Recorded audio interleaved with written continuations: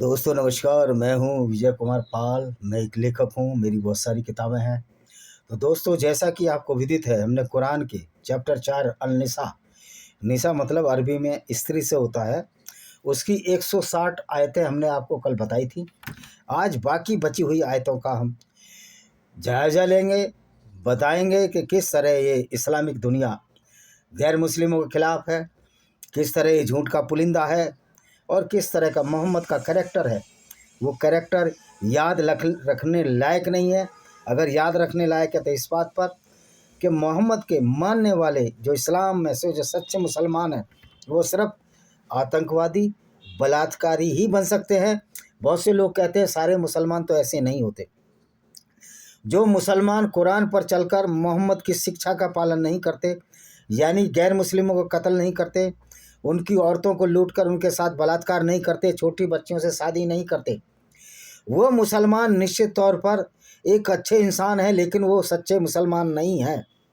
सच्चे मुसलमान की परिभाषा एक लुटेरा बलात्कारी होना चाहिए, वो गैर मुस्लिमों को कत्ल करने वाला होना चाहिए, उनसे गुंडा टैक्स या रंगदारी वसूल करने वाला होना चाहिए, जिसे हम जजिया के नाम से जानते हैं। तो दोस्तों, मौलानाओं की इस बात पर मत आओ कि सारे मुसलमान गुंडे बदमाश नहीं हैं, शरीफ हैं। देखिए, अगर इस्लाम को पढ़ेंगे, कुरान को पढ़ेंगे, तो सारा इस्लाम के लोग आतंकवादी हो जाएंगे। ये अलग बात है कि यूनाइटेड नेशन ऑर्गेनाइजेशन का डंडा, राष्ट्रीय संयुक्त राष्ट्र का डंडा और काफिरों की विशाल संख्या के कारण अभी इस्लामिक गुंडागर्दी सिरे या परवान नहीं चढ़ रही है। जैसे ही संख्या में ज़्यादा हो जाएंगे या हथियार में ज़्यादा हो जाएंगे, अगर वो सच्चे मुसलमान हैं तो आपको मुसलमान भी बनाएंगे, आपकी औरतों से बलात्कार भी करेंगे, क्योंकि मोहम्मद साहब ने खुद बनु कुरैज़ा की यहूदी औरतों से बलात्कार करवाए और ख़ुद भी किए और उनको बाज़ारों में बेच दिया था। तो दोस्तों, आज 161वीं आयत, आज अल-निसा की हम पढ़ते हैं। मेरे ख्याल 19 आयतें हैं आज, और ये चैप्टर भी ख़त्म हो जाएगा, 19 पढ़ेंगे आज। तथा उनके ब्याज लेने के कारण उन्हें उनसे रोका गया और उनके लोगों का धन अवैध रूप से खाने के कारण हमने उनमें से काफिरों के लिए एक दुखदाई यातना तैयार कर रखी है। इसका अरबी है, वह आखिज ही मुरिबा व कद नुह अन्हु व अकलिहीम अमलानसानी बिलवतानी ते आय तैन लिल काफरीन मिन्नु मजावन अलीमा। अब ये कहते हैं कि इस्लाम में ब्याज नहीं लेना है, तो हमने जब गैर मुस्लिमों को ब्याज लेने से रोका तो उनके, क्योंकि अवैध धन खा रहे थे, गैर मुस्लिम नहीं मुस्लिम, तो हमने उनमें से काफिर जो हैं, जो गैर मुस्लिम है, उनके लिए दुखदाई यातना तैयार कर रखे। ब्याज लेना हराम है इस्लाम में, अच्छी बात है, ये प्रैक्टिकल बात है कि ब्याज मार्जिन के कोई बिजनेस नहीं चलता, ये अलग चीज़ होगी। लेकिन इस्लाम में गैर मुस्लिम औरतों को लूटकर उनके साथ बलात्कार कर उनकी औरतों को बेवा बना, उसको सेक्स स्लेव, यौन दासी बनाना हराम नहीं है। ये बड़ी ही अमेजिंग और आश्चर्यजनक बात है कि ये किस तरह का इस्लाम है। ब्याज को मना करता है लेकिन औरतों को लूटने को मना नहीं करता, दूसरे गैर मुस्लिमों के धन को लूटने को मना नहीं करता। और मोहम्मद साहब तो अपने चचेरे भाई अबू सुफियान, जो कि उनके ही कबीले हासिम कुरैश कबीले का था, उसके भी ये लूट लेते थे काफिले। तो ऐसा नहीं लगता कि मोहम्मद साहब मेंटली डिस्टर्ब थे, क्योंकि ये कुरान तो अल्लाह का पैगाम ही नहीं है, क्यों अल्लाह है ही नहीं। और जिब्रील, जो जिब्रील फरिश्ता है, वो भी इस्लाम का नहीं हो, तो गैब्रियल को मोहम्मद ने अरबीकरण जिब्रील बनाया। तो क्या ये आपको फ्रॉड नहीं लगता कि मोहम्मद ने कितना बड़ा फ्रॉड अल्लाह के नाम पर चलाया, यानी एक गुंडागर्दी का पूरा कैरेक्टर तैयार किया, पूरा एक साम्राज्य तैयार किया, जिसकी वजह से पूरी दुनिया में आज गफलत, हिंसा, वायलेंस और बलात्कार हो रहे हैं। चाहे वो अहमद साहब अब्दाली हो, नादिर शाह हो, हमारी औरतों को लूटा, असमतों को लूटा। यही काम जब स्पेन में इस्लामिक गुंडे गए, सर्टिफाइड बलात्कारी काफ़ी गए, बलात्कारी और लुटेरे गए जो मोहम्मद की सुन्नत मान रहे थे, स्पेन का भी यही हाल किया इन्होंने। तो क्या इस गुंडागर्दी को चलने दिया जाए? 162। परंतु जो उनमें से ज्ञान में पक्के हैं तथा ईमान वाले हैं, जो आपकी ओर उतारी गई पुस्तक कुरान और आपसे पूर्व उतारी गई पुस्तक पर ईमान रखते हैं और जो नमाज की स्थापना करने वाले, ज़कात देने वाले, अल्लाह और अंतिम दिन पर ईमान रखते हैं, उन्हीं को हम बहुत बड़ा प्रतिफल देंगे। ये कर जो आपकी ओर जो पुस्तक उतारी गई, कुरान, मुसलमानों के लिए। और मोहम्मद बहुत चालाक व्यक्ति थे। उन्होंने सोचा कि मैं इस्लाम को कैसे आगे करूं, तो उन्होंने बोला जो पहली पुस्तक थी, जो यहूदियों की धर्म पुस्तक तोरा थी और ईसाइयों को ओल्ड टेस्टामेंट बाइबल थी, जो एक ही है, वो भी पर जो ईमान रखते हैं, नमाज की स्थापना, अब नमाज की स्थापना तो है नहीं कुरान में, बाइबल में और उसमें तोरा में। तो मोहम्मद ये कह दिया करता था कि हमने तो, अल्लाह ने तो मेरा नाम भी डाला है उसमें, कुरान और अल्लाह का नाम है, लेकिन इन यहूदियों ने, ईसाइयों ने मेरा नाम हटा दिया है, नहीं तो इस्लाम शुरू से ही है। यानी कि मोहम्मद एक झूठा नबी था, बहुत बड़ा झूठा था। वो दूसरे पैगंबरों को अपना पैगंबर बताता था। इन्ना ओहिना इले कहमा ओहिला, हम, अब ये इसका हिंदी बता देता हूँ आपको। हे नबी, हमने आपके ओर वैसे ही वही भेजी, यानी किताब भेजी, इसको कुरान कहते हैं, जैसे नूह, नोवा और उसके पश्चात नबियों के पास भेजी। और इब्राहिम कौन था? वो इब्राहिम था। मोहम्मद ने उसको इब्राहिम बनाकर कुरान में ज़बरदस्ती घुसेड़ा। इस्माइल तो इस्माइल था। आइज़क को इसाक बनाकर घुसेड़ा। जोसेफ को याकूब बनाकर घुसेड़ा। उसकी संतान ईसा, जोसेफ एक बड़ा ही था, मोहम्मद का पिता था। ईसा जो जीसस था, उसको ईसा बना दिया। अब अय्यूब का भी कुछ बनाया होगा।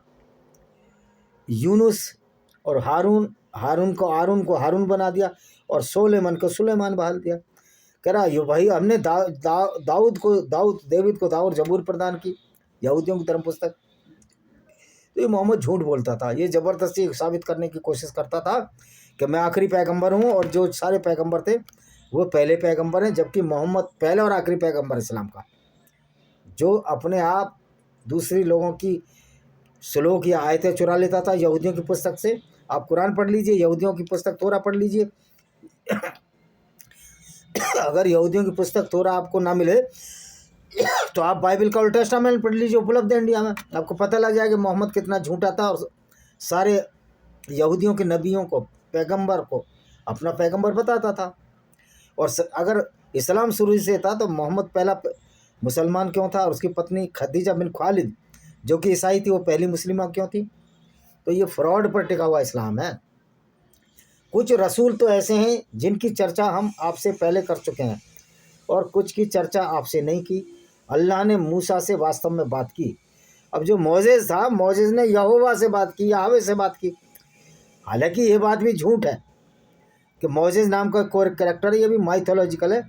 अब यहाँ कह रहे हैं अल्लाह ने मूसा से बात की, तो उसका पैगंबर चोरी किया मोहम्मद ने, मोजेज़ उसको मूसा बनाया और अपना जो गॉड बनाया, क्रिएटर, उसको अल्लाह बना दिया। तो इस तरह फ्रॉड की किताब है कुरान।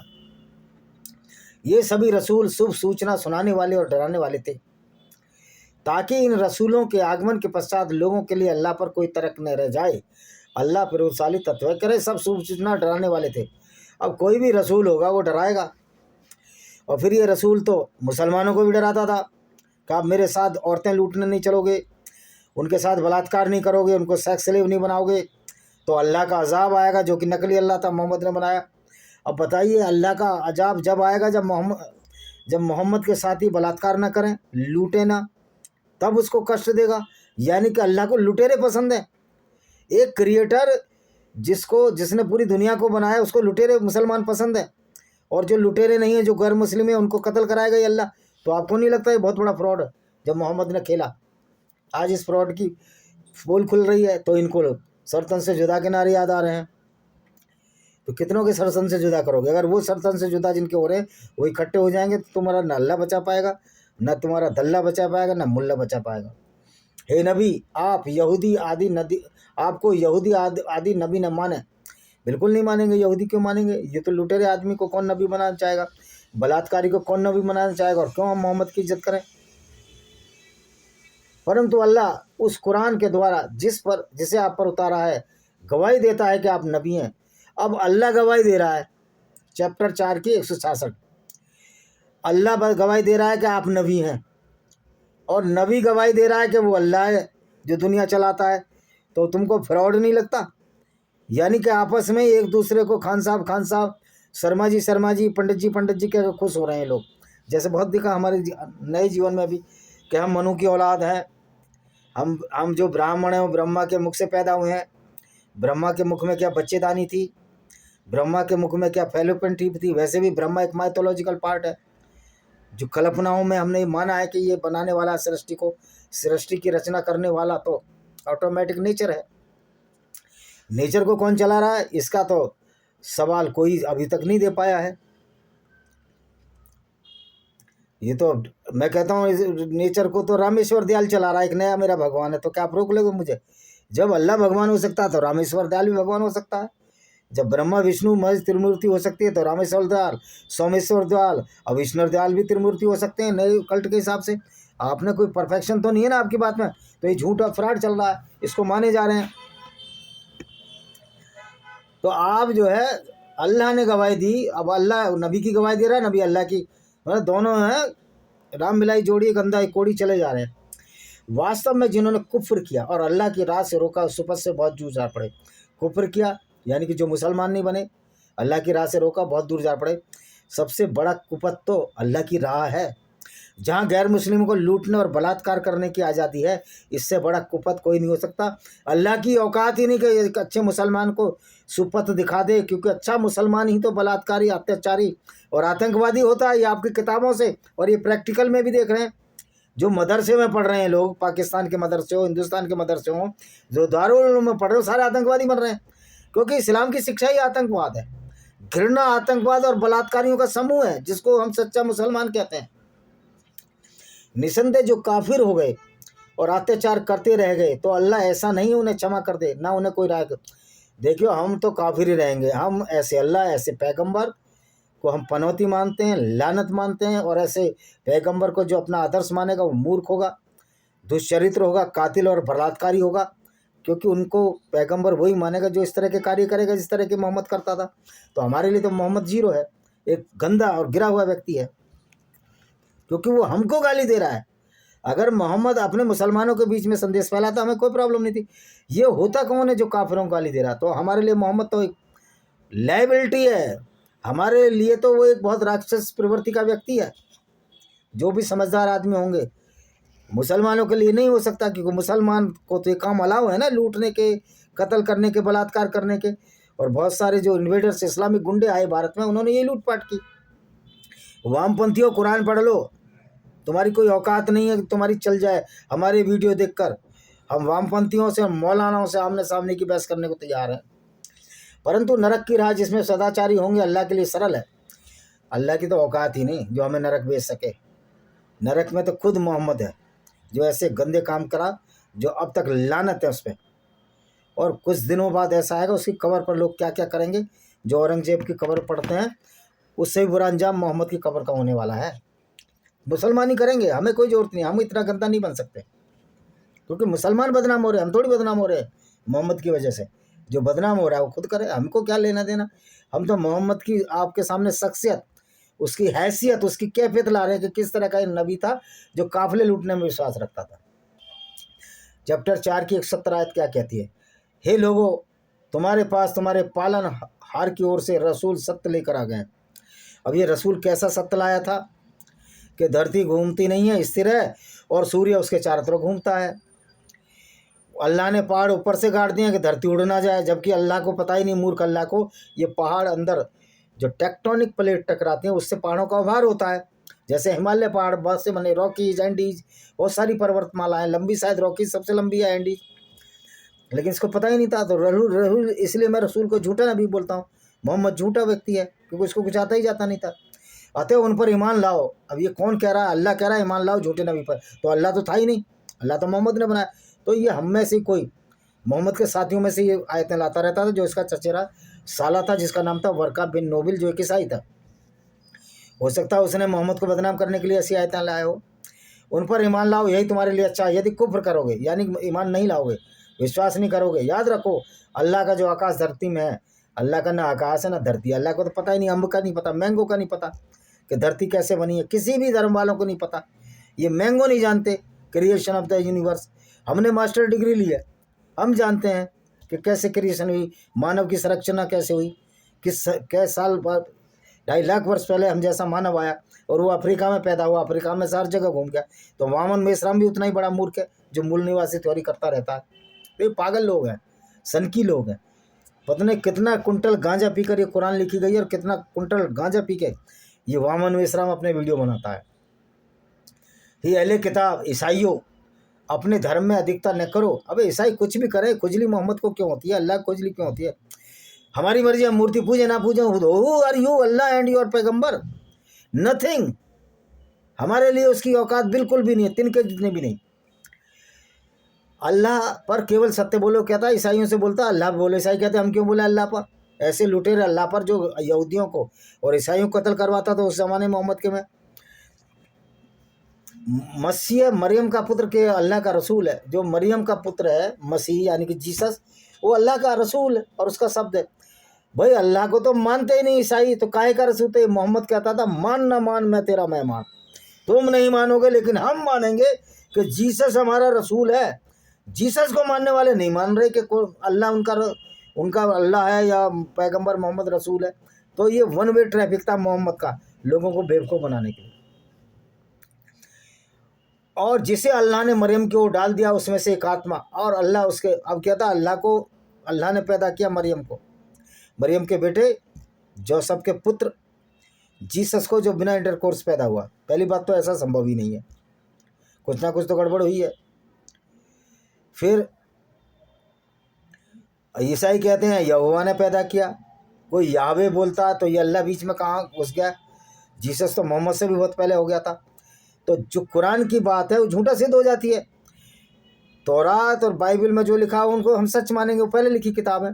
हालांकि अवैज्ञानिक बात है, लेकिन जीसस को कुरान में इसलिए डाला गया कि मोहम्मद ये दिखाना चाहता था कि इस्लाम बहुत पुराना है और मैं भी 1,40,000 नबी, एक अकेला नबी हूँ जो लूटता हूँ, छोटी औरतों से लड़कियों से शादी करके पीडोफाइल हूँ, मेंटली डिस्टर्ब हूँ, लुटेरा हूँ, बलात्कारी और कातिल हूँ। ये नहीं अपनी तरफ से बताया, क्योंकि अल्लाह के नाम पर सब सही ठहरा दिया। तो ब्रेन वाश, जब इनका मोहम्मद ही ब्रेन वाश है तो हमारे मुसलमान नहीं होंगे क्या ब्रेन वाश? अल्लाह उसके रसूलों पर ईमान लाओ, यह न कहो कि अल्लाह तीन है। वो 3 अल्लाह कैसे थे? एक याहवे गॉड हो गया, एक याहवे और एक अल्लाह, कुरान का अल्लाह, और याहवे और यहोवा ईसाई और यहूदियों का। तो कह रहा 3 मत कहो, एक कहो, यानी अल्लाह को मानो। ये ज़बरदस्ती थी मोहम्मद की, और जो नहीं मानता था उसको मोहम्मद कत्ल करा देता। इससे रुक जाओ, यही तुम्हारे लिए अच्छा है, धमकी भी देता था। इसके सिवा कुछ नहीं, अल्लाह ही अकेला पूजे वो है, इससे पवित्र है कि उसका कोई पुत्र हो। आकाश और धरती में कुछ किसी का अल्लाह का काम बनाने के लिए बहुत है। अल्लाह पवित्र है और ऐसे पवित्र कौम को पैदा किया जो लूटपाट करती रही। ऐसा पवित्र पैगंबर पैदा किया जो कि काफिले लूटता रहा, यहूदी औरतों को बाजारों में बेचकर उससे बदले घोड़े तैयार खरीदता रहा, और 20% हिस्सा इस लूट में से खुद रखता रहा। तो ये अल्लाह है। अब कह रहा है कि ईसाई कदापि अल्लाह का दास होने से अपमान नहीं समझता। बिल्कुल समझता, अल्लाह का दास ईसाई मानता ही नहीं, ठेंगे पे रखता है कुरान को, कुरान को, अल्लाह को और मोहम्मद को। ईसाई ने अल्लाह के समीपवर्ती फरिश्ते दास होने का अपमान नहीं समझता, और नहीं अल्लाह के फरिश्तेवर्ती समझता। अल्लाह के समीपवर्ती कौन है? मोहम्मद है, यानी अपने मुँह में बनता था मोहम्मद। जो व्यक्ति इसकी वंदना को अपमान समझेगा, अभिमान करेगा, उन सभी को अपने पास एकत्र करेगा। ये पागलपन था मोहम्मद है। फिर जो लोग ईमान लाए यानी मुसलमान बन गए और सत्कर्म किए, मुसलमान सत्कर्म कर ही नहीं सकता, क्योंकि मुसलमान को तो ये हिदायत है कि सबसे पहले गैर मुस्लिम औरतों को लूटो, उनके साथ बलात्कार करो, तो वो कैसे अच्छा होगा? तो उन्हें उनका भरपूर प्रतिफल देगा, अपनी दया से अधिक देगा। परंतु जिन्होंने वंदना को यानी उनकी पूजा को अपमान समझा, बयान किया, उन्हें दुखदाई यातना देगा। अल्लाह के सिवाय कोई रक्षक और सहायक नहीं पाएगा। अल्लाह तो कुछ नहीं कर सकता, अल्लाह मैंगो भी नहीं कर सकता। मोहम्मद का दांत तोड़ दिया उद की लड़ाई में, अल्लाह कुछ नहीं कर सका।